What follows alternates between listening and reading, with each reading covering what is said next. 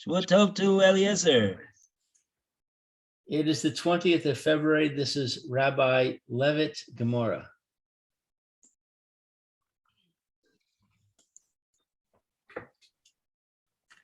Okay, welcome back.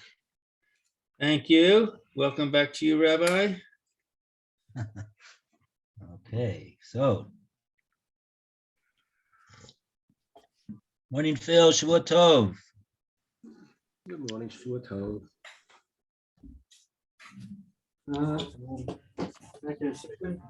So we are in the, we got up to the Ebois Ema. Ebois Ema after this exchange that we had. Right, we got into this question of Eid Nasa Dayan. And now it seems like the Gemora is going to say Ebois Ema. That's where we're holding, Ebois Ema.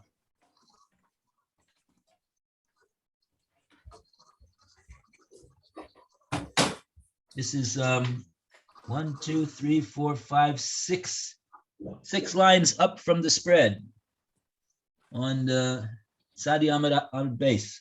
I think it's 90B2, the right-hand column, second paragraph. Thank you, Tulu.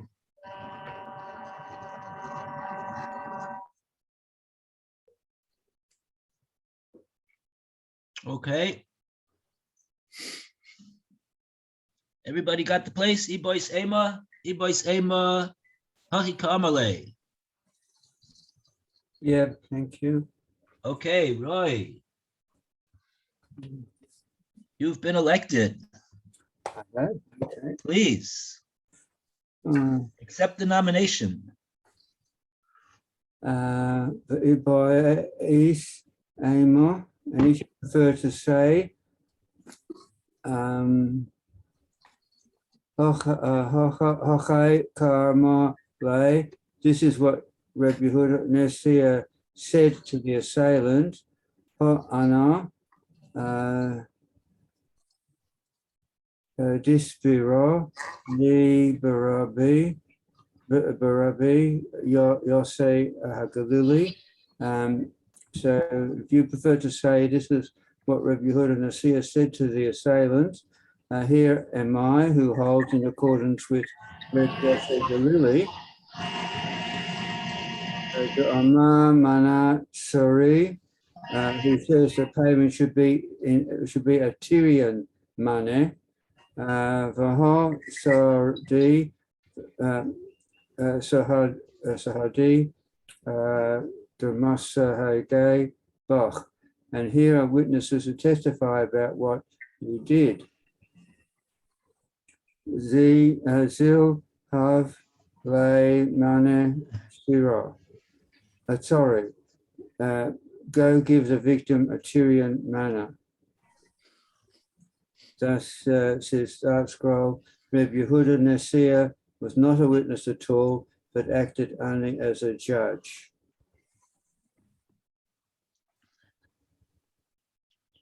Okay, right, so Ebois Ema, Hachik Amarle, this is what Rabbi Yehuda Nessia said. Oh, and by the way, this is not Rabbi Yehuda HaNassi. It's not Rabbi Yehuda HaNassi. The Rabbeinu HaKodesh, it's Rabbi Yehuda Nessia. Yeah. Yeah.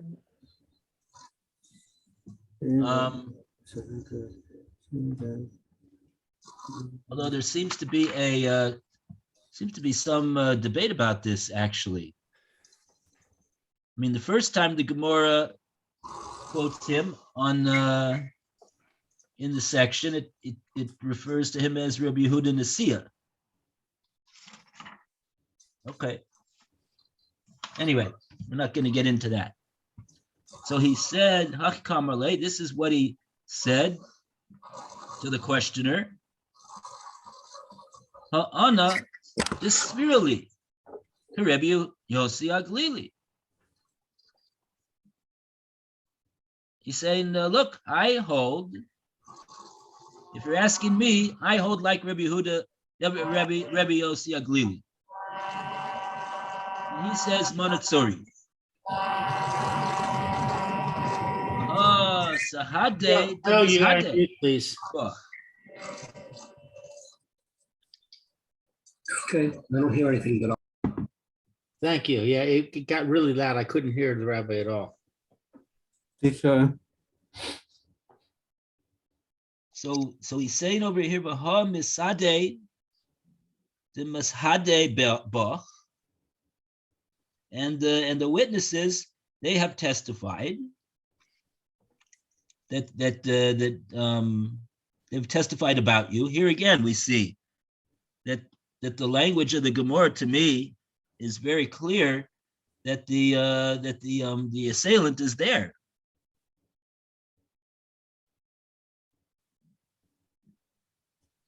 He says that the witnesses have testified. They have testified that that's what they saw you do. Unless you want to say that they testified that that's what they saw you, that what you suffered. Maybe. Anyway, Zil Havle. So now we got around the whole problem.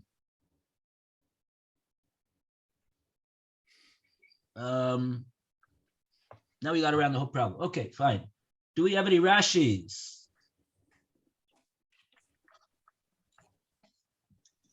Rashi? No Rashi? Where's the Rashis?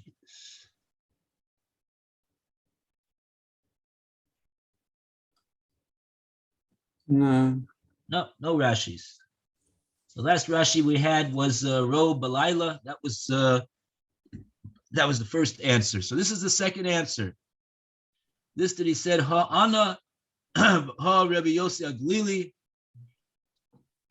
It's a little bit choppy in the language of Rabbi Yehuda the Sia to say that this is what he meant. A little bit choppy, doesn't really read so well like this. And I guess that's why it's the Gemora's next the second suggestion. Is not the first one, but always the rule is that if the Gemora does say a second suggestion, the Gemora holds that there's something deficient, not 100% about the first suggestion, and so therefore we have to come on to a second answer. But it seems to me the second answer has got the deficiencies as well. Mitzad the lashon. Ha'ana ha Rabbi Yossi Aglili. Just say, what do you have to say all those words for? Just say, Ana ka Rabbi Yossi Aglili. Anyway, that's what the Gemara says.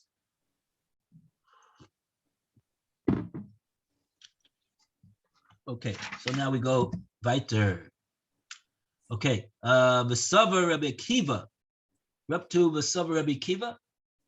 Mhm. Louis, you want to read for us? V'savar Rabbi Akiva de'ein aid na'aseh dayan. And does Rabbi Akiva hold that an aide cannot be a witness? I'm sorry, a judge. A witness cannot be a judge. V'hasanya. But we learned in a brisa. Let's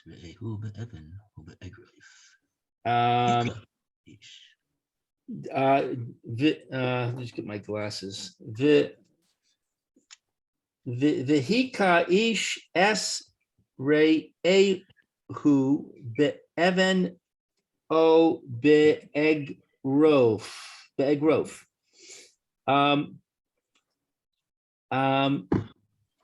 and one strikes a man who is his friend with a stone or with a fist. Shimon ha-Timni Omer. So Shimon ha-Timni says, Ma egrof miyuchad shemasur le'eda v'la'edim.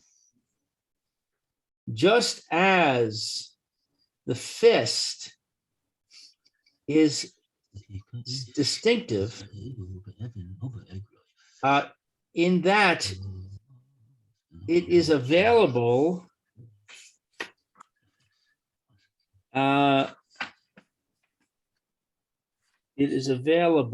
for inspection to both the court and the witnesses. Af kol shemasur le'eda v'la'edim. So too, any thing, I guess, that is available for inspection to both the court and the witnesses. Just as a fist is special in that it's available to be examined by the court and the witness, so too anything that's available to be examined by the court and the witnesses.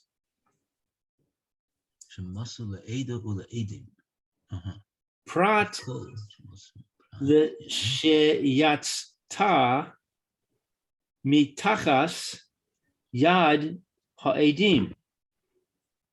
Excluded is where sheyitzta says was lost.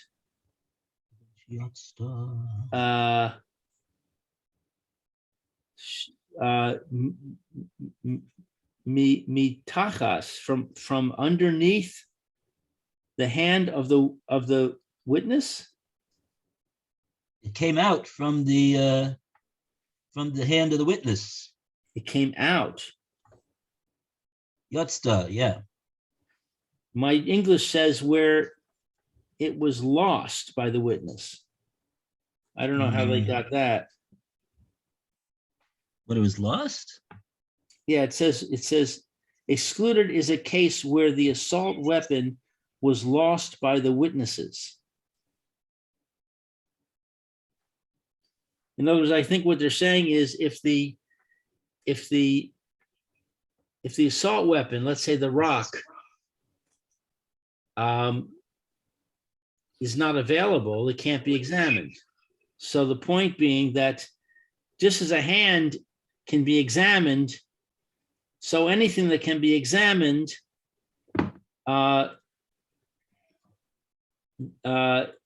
is applicable. Therefore, what's excluded by that condition is something that's not there to be examined. Oh, okay. Maybe Rashi will say that. Okay.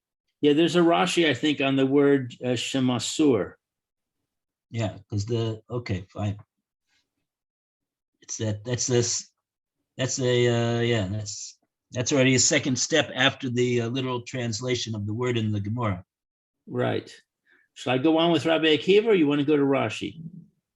Let's take a look at this. We got two Rashis over here in this case. This, by the way, remember, the reason why we quoted this Bryce over here is we're really not interested so much in this statement of Shimon HaTeimani. We're more interested in what Rabbi Akiva has to say over here, because the Gemara is going to now bring, after Shimon HaTeimani, it's going to bring Rabbi Akiva, who's going to say a statement which would seem to indicate that he holds the opposite of what we thought that he held previously about Eid Nas Dayan, that he holds an aide cannot be functioning as a judge as well. But in the meantime, since it's all one brisa and it has two different opinions, and they're darshaning this pasuk over here about hika ish, the man hit his fellow with a stone or with his fist.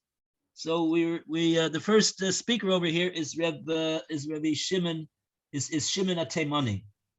We don't, yeah. So that, just bear that in mind. And now let's go to Phil. Can you read the Rashis for us? After you unmute yourself. I have to mute myself, and hopefully it's not going to bother the background noise. Okay, we're up to the Shemasor La'eda La'edim, that it's sort of like transferred over to the witnesses, to the Ada, is considered the core things, and to La'edim, that's the witnesses. Sheichol Lahavio Lebeitin, because it's possible you can bring them to Beis Din. To evaluate im ra'ui growth, if it's fitting, a fist is fitting, if this fist is fitting, la'azot chava, to make a wound, so to make this wound.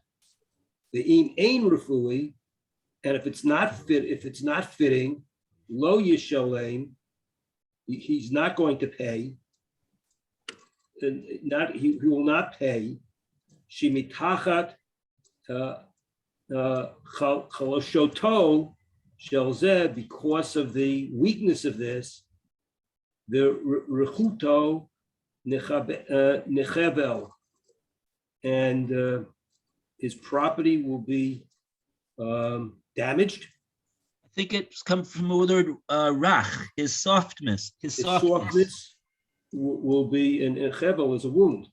Will be wounded. Right. The reason that he sustained the wound, which has extensive damage apparently, is not on the count of the fist that we see that we brought to the Beis Din to say, look at this fist of this person. He's the one that made that wound in this person. Oh no, it doesn't look right to us. It looks more like that there was contributing factors. The victim's own weakness and his softness must have made it so that the wound looks as serious as it does. So that would be a mitigating factor in favor of the assailant.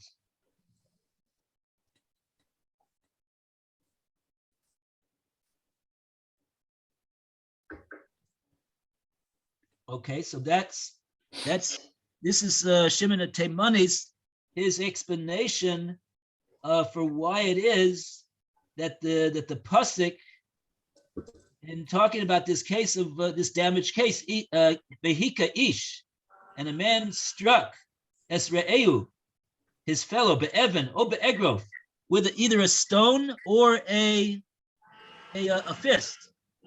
So he's explaining why is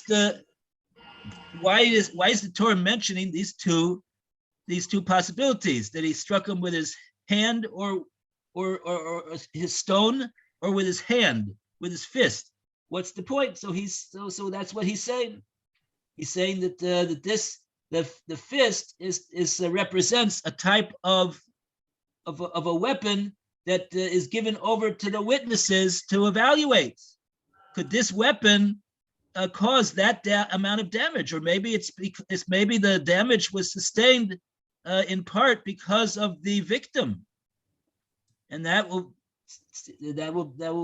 lessen the damage amount. Why would the witnesses be the ones to evaluate it? I would think it'd be the judges that would evaluate it. Mosula Edo Ula Edim. So who's the Eda and the Edim? Rashi doesn't say anything about that. Weren't they the same? Some of the judges were the witnessed it.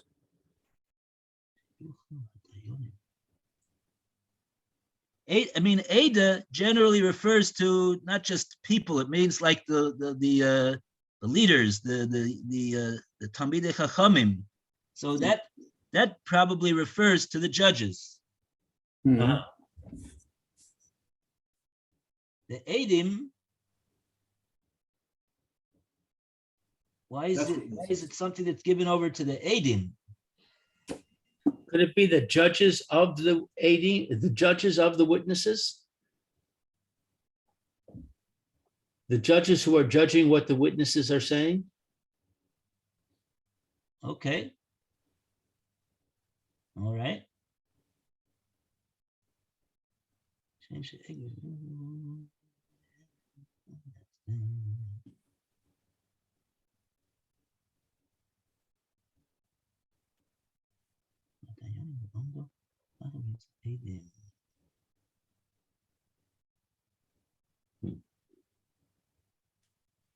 Yeah, I mean, yeah, the in other words, that's what it means. It means that it's a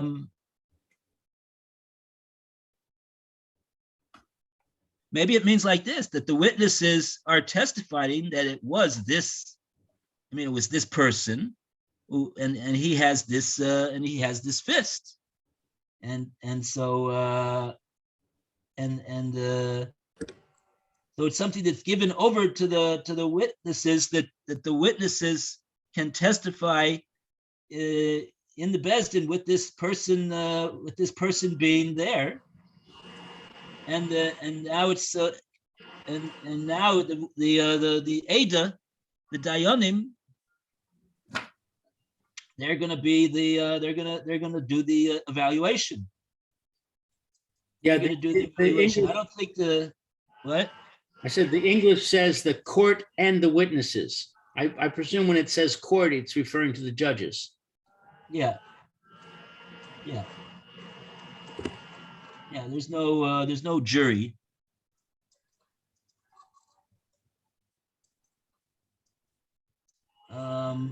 Oh, the footnote says what you said.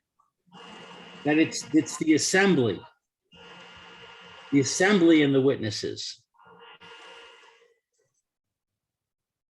That's the literal translation according to the footnote. Yeah, there's two separate, we're talking about two different people. The Ada, there's people that are called the Ada. That's the judges, and the Adim sounds like they're the witnesses. So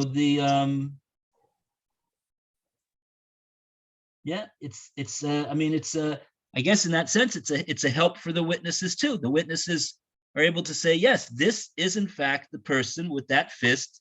He's the one. We remember him. He's the one that did it. Oh, the witnesses have to examine it in order to determine whether it's capable of killing, so that they can warn properly. Oh, okay, that's something else. I mean, that's a after fact. I don't see how that is relevant over here. Either they did warn him, right? If it's a capital case, if the person, I mean, is that we'd have to take a look in the pasuk itself. Is this a capital case? Right. You're talking about a war. I mean, that's given before the assailant hits the victim. So maybe what it's saying is that if the witnesses can't identify the weapon before the assault, and they can't properly warn the assailant, because they've got to say, if you do this, you're going to get such and such a punishment. And how can they know what punishment they'll get if they don't know how dangerous the weapon is?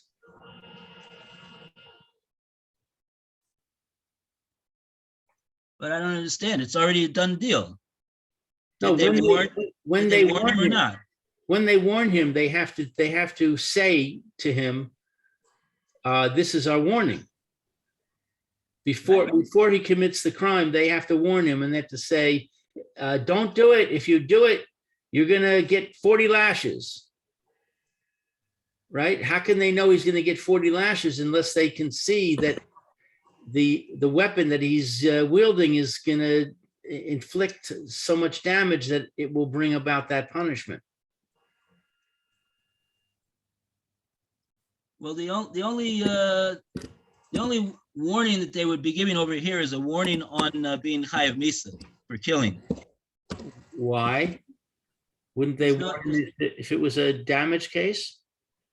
You don't get lashes for hitting somebody. No. But do you have to have a warning for hitting somebody in order to get punished? No, we're talking here about. I mean, that's my question. Is this a case of having to pay damages, or is this a capital case? That's the question that we need to find out. Well, let's say it's a case of having to pay damages. So he's going to pay the same exact amount of damages, regardless of any warning. There's no warning that's necessary in order to pay damages. He caused the damages. The Gemora says, "Adam is muad la'olam." A person is on guard and has been forewarned about any damage that his person causes to any other person, and he's even liable, even if he didn't intend to do any damage, even if he did the damage accidentally and he didn't mean to do it, which of course would mean that there's obviously no warning that's necessary. He wasn't seeking to do any damage to anybody. Gotcha.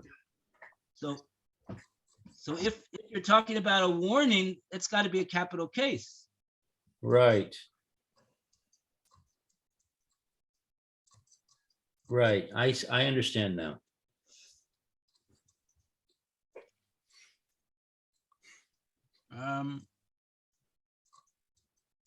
If we looked up the pasuk, maybe it would say that he did he die? He didn't die. I don't know what it's going to say. That's this pasuk in Shmos, Chaf Aleph Yud Ches. Let's see what it says.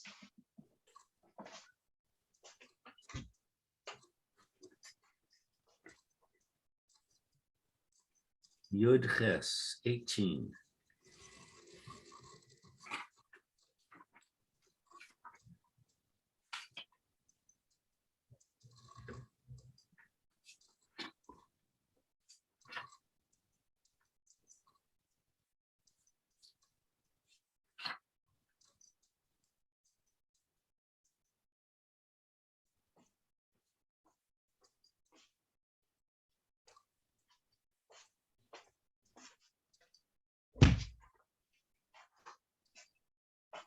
It's not a capital case. Not a capital case. No, it says he falls, he doesn't die, but he falls into bed. But he falls into what? Bed. Bed? Bed. He's bedridden. He gets injured so that he has to go to bed. In other words, he's hospitalized.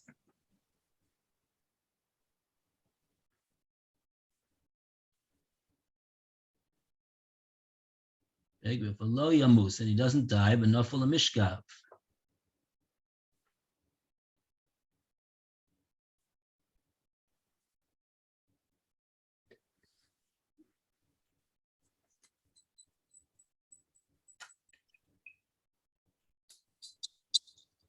Im yakum behisalich b'chutz.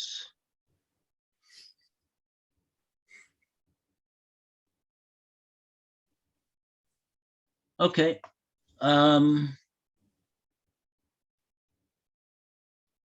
Fine.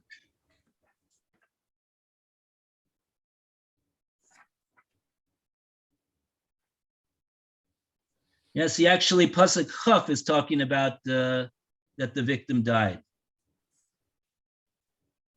V'chiyake ish es abdo o es amaso, but that's talking about a servant, a shevet or mace. Right. But yeah, okay. So where's the case of the murder case?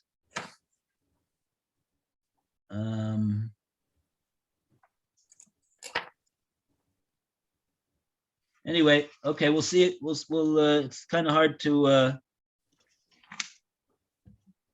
anyway. Rashi doesn't mention anything. Okay, fine. Now we got another Rashi. V'sheyotza Evan mitachas yedei ha'edim. So what do the witnesses have to do with this Evan?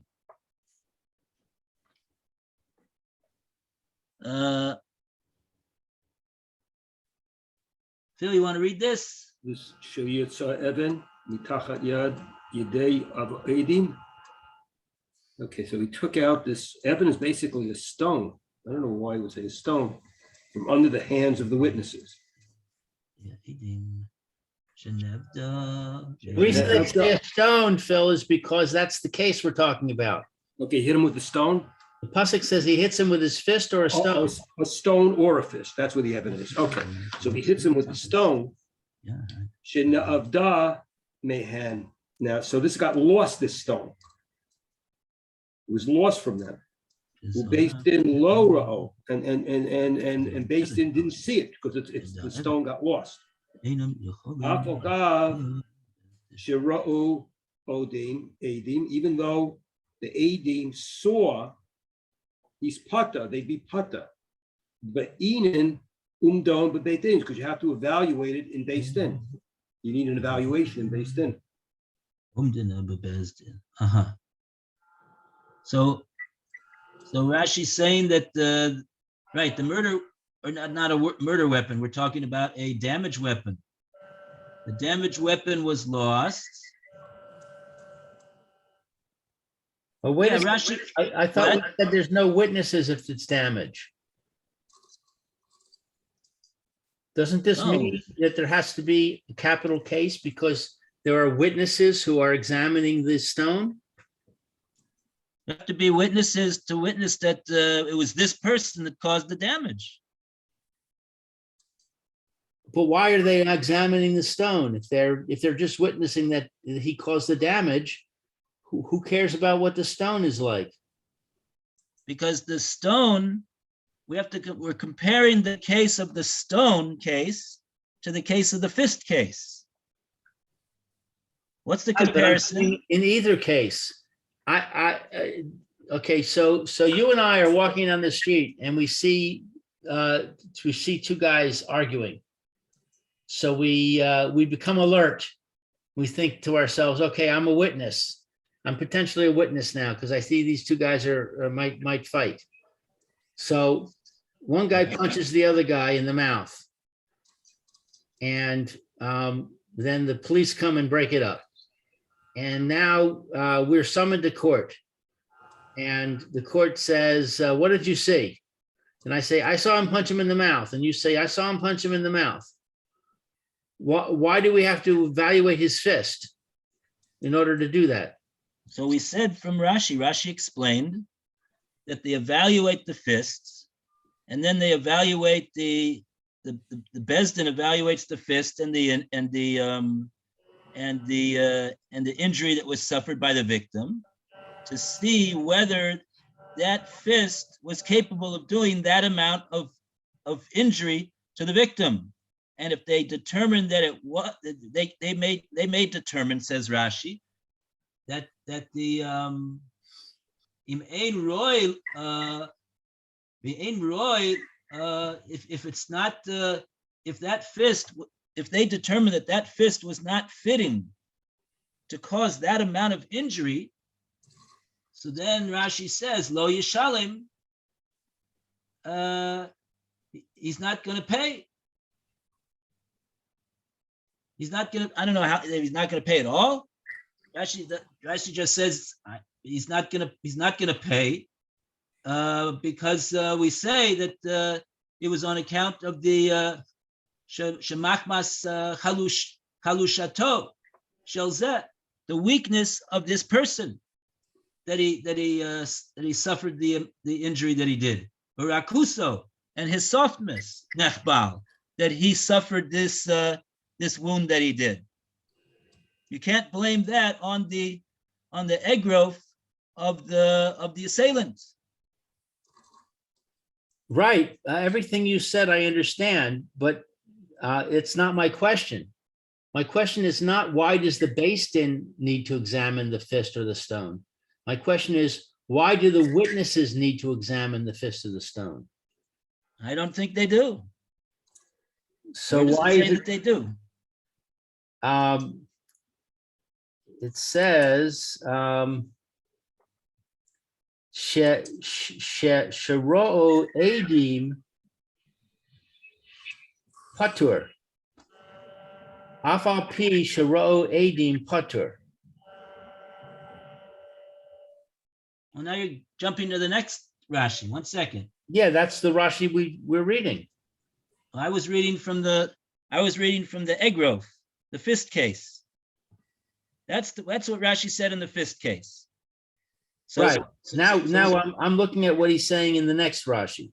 Now, okay. So now, what's the difference between the fist case and the stone case? The difference is that Rashi told us in the fist case, Yachol lahavio the Beis Din ula amda. We can bring the fist into the Beis Din, and the Beis Din will examine the fist and do a omed. They'll do an evaluation on the fist. In the next Rashi says the difference between the case of the stone case is that says Rashi, shene'evda mehen. The stone was lost. The guy threw the stone at the victim, and the witnesses saw that he threw this stone at the victim, but now the stone is lost. So now the stone is not going to be able to be brought into the Beis Din. Well, Beis Din lo ra'u. So the Beis Din did not see this stone. It wasn't brought into the Beis Din because it was lost, and therefore they not able to make an evaluation like they did in the case of the fist, of whether that stone is capable of causing that damage that we see on the victim.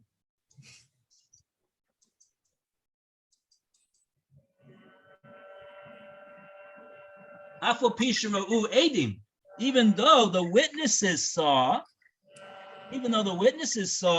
the size of the stone, and they saw that it was thrown by this guy, they say, oh yeah, it was like this big what he threw at him. So nevertheless, the Beis Din is not going to be able to rule on that case. Even if the witnesses saw the stone, Potter, the assailant is going to get off the be'inin umdina be'Beis Din, because in order to have this case decided in the Beis Din needs to make an umdina. They need to make an evaluation of the weapon, and if they're not able to make an evaluation of the weapon, so then it sounds, according to Rashi, is saying that the assailant is not going to be liable to pay. So notice they're saying even if the witnesses saw and evaluated the stone, it doesn't help because the Beis Din has to see it and evaluate it. Yeah, the evaluation that we're talking about is the evaluation of the Beis Din. The Beis Din is the one that has to make the evaluation.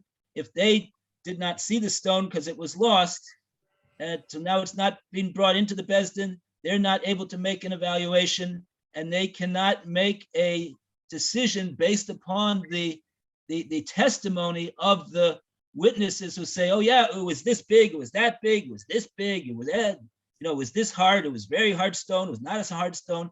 They can't make an umdina on that basis. They have to be able to see the the weapon itself with their own eyes. That's what seems to Rashi is explaining here.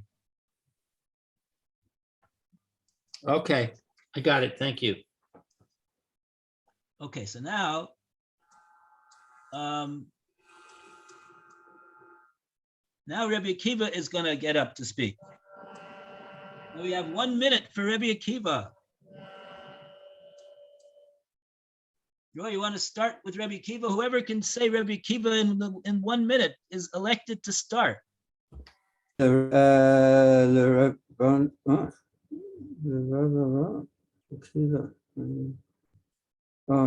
got On Rabbi Akiva? 90B2 on the right-hand side, bottom paragraph. No, we're past that. We're 90B3 in the top, it's in the middle of the top paragraph. Sorry about that. 1, 2, 3, 4, 5, 6 lines down.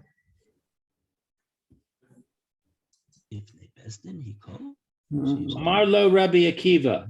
Rabbi Akiva said to him, which is Shimon Hatimni, V'chi bifnei beis din hikahu. Even if the weapon is brought to court, the court will still have to rely on the witness's testimony to make its assessment. For did the assailant strike the victim before the court? Sheyodin kama hikahu, so that the judges know how many times he struck him. Va'al ma hikahu, and on what part of the body he struck him. Im al shoko o sipar nafsho, whether it was on his calf or on the cartilage of his heart. Va'od, and furthermore, hare shedachaf es chavero meirosh hagag. If someone pushed his fellow off the roof, off the top of the roof, o meirosh habira, or the top of a tower, umes, and he died, beis din holchin eitzel bira, does the court go to the tower? O bira holeches eitzel beis din, or does the tower go to the court? Va'od, and furthermore, im nifla, if it collapsed, choser uvo neha, does he have to go back and rebuild it? Ella, rather, ma egrof miyuchad shehu masur le'edim. Just as the fist is distinctive in that it is available for inspection to the witnesses, that's what's troubling me. Af kol shehu masur le'edim. So too, any assault case can be judged only if the weapon was available for inspection to the witnesses.